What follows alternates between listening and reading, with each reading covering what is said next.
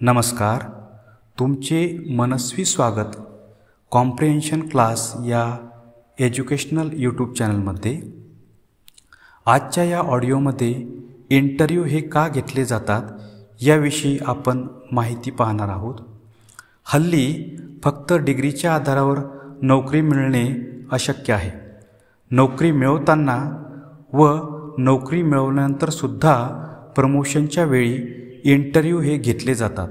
इतकेच काय, लग्न जुळवतानासुद्धा मुलगा व मुलगी एकमेकाशी थोडा वेळ बोलतात. हा सुद्धा एका लहान इंटरव्ह्यूचा प्रकार आहे. तेव्हा सर्वत्र इंटरव्ह्यू हे का घेतले जातात याविषयी आपण चर्चा करणार आहोत. व्यक्तीच्या व्यक्तिमत्वाचे साधारणतः दोन प्रकार आहे. बाह्य व्यक्तिमत्व व दुसरे अंतर्गत व्यक्तिमत्व.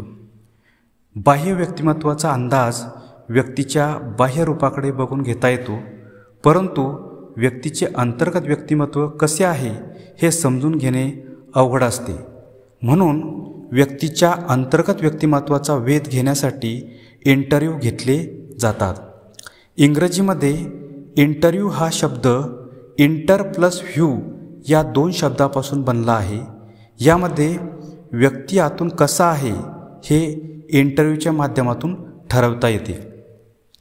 कोणतीही संस्था, कंपनी जेव्हा एखाद्या व्यक्तीला रोजगार किंवा नोकरी देते, त्यानंतर ती व्यक्ती त्या संस्थेला किंवा कंपनीला जवळपास 30 वर्ष सेवा देते. म्हणून एम्प्लॉयर हा आपल्या कंपनीला 30 वर्षासाठी कुशल व प्रशिक्षित एम्प्लॉई निवडण्यासाठी नोकरी देण्यापूर्वी इंटरव्ह्यू घेतात.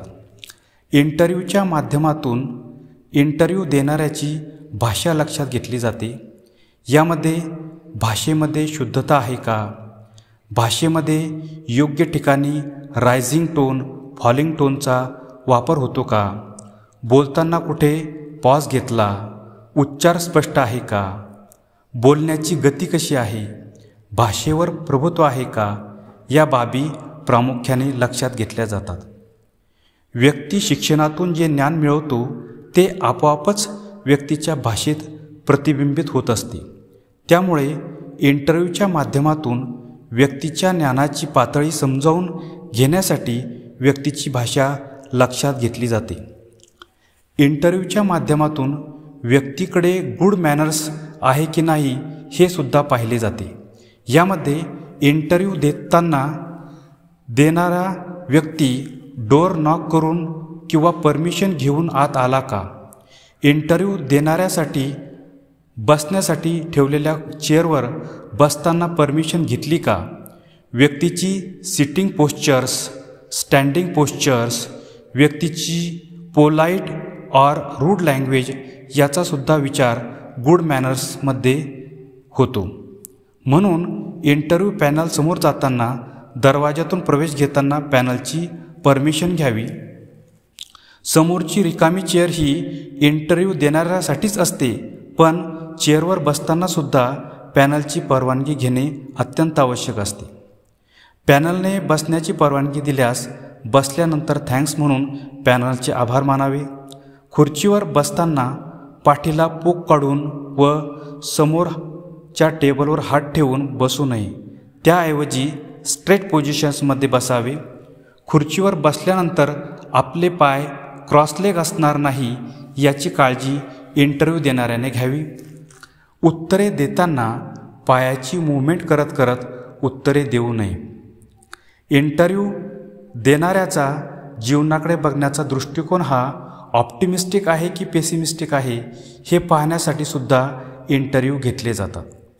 इंटरव्ह्यू देणाऱ्याचे त्याच्या इमोशन्सवर किती कंट्रोल आहे हे सुद्धा इंटरव्ह्यूमध्ये पाहिल्या जाते.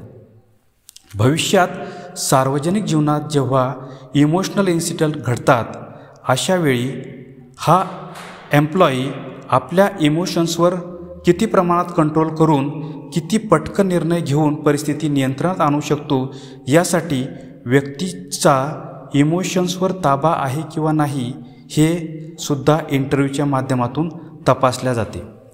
इंटरव्ह्यू देताना व्यक्ती किती क्विक रिस्पॉन्स देतो यावरून त्याचा अलर्टनेस तपासण्यासाठी इंटरव्ह्यू घेतले जातात.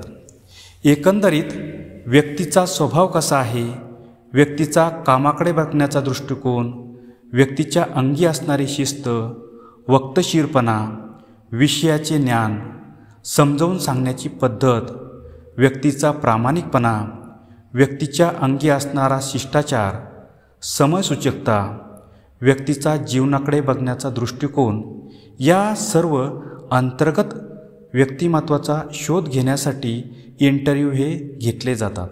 तेव्हा दिलेली माहिती आवडल्यास या यूट्यूब चॅनलला नक्की सबस्क्राईब करा. Thank you very much for listening audio.